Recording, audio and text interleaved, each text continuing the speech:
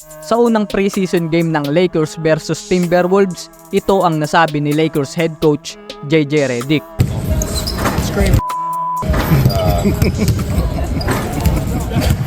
We'll get better. Kaya sa second preseason game nila na may kasamang LeBron at AD na, nag-adjust na sila dito.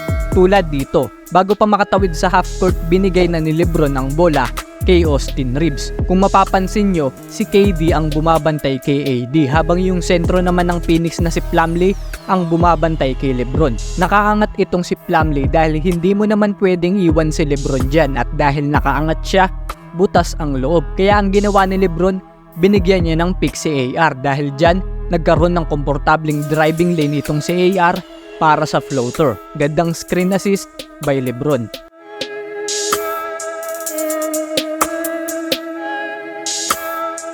Pagka-handoff ni Hayes ng bola kay LeBron, balak pa sanang mag-under the screen itong si Ryan Dunn na nakatoka kay LeBron.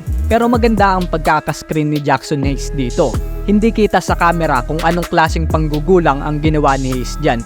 Pero still, magandang screen assist yan para magkaroon ng enough space si LeBron para ipukol ang tres na to.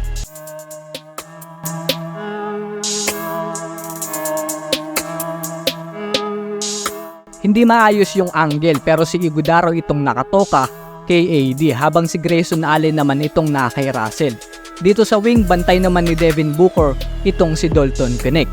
Magbibigay ng screen itong si Russell kay Iguodaro para makapunta sa wing itong si AD, and then magbibigay naman ng screen itong si AD kay Dalton Knecht. Dito pwede niya na ipasa ang bola kay AD dahil maluwag naman dito. Pwede rin naman kay Russell, pero hindi na kinailangan pa dahil kayang-kaya naman niyang ipukol ang jumper na to. Screen assist galing kay AD.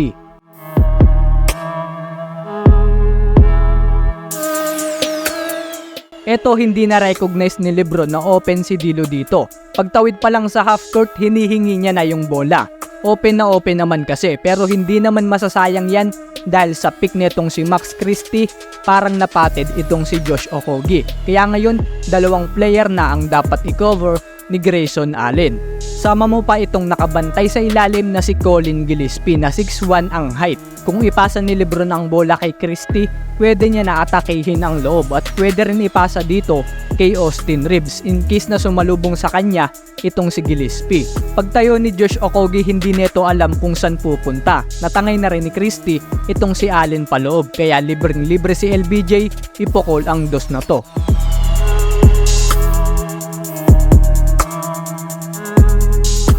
Last regular season, nag-a-average lang ang Lakers ng 7.7 screen assist per game. Pang 23 sila sa buong liga.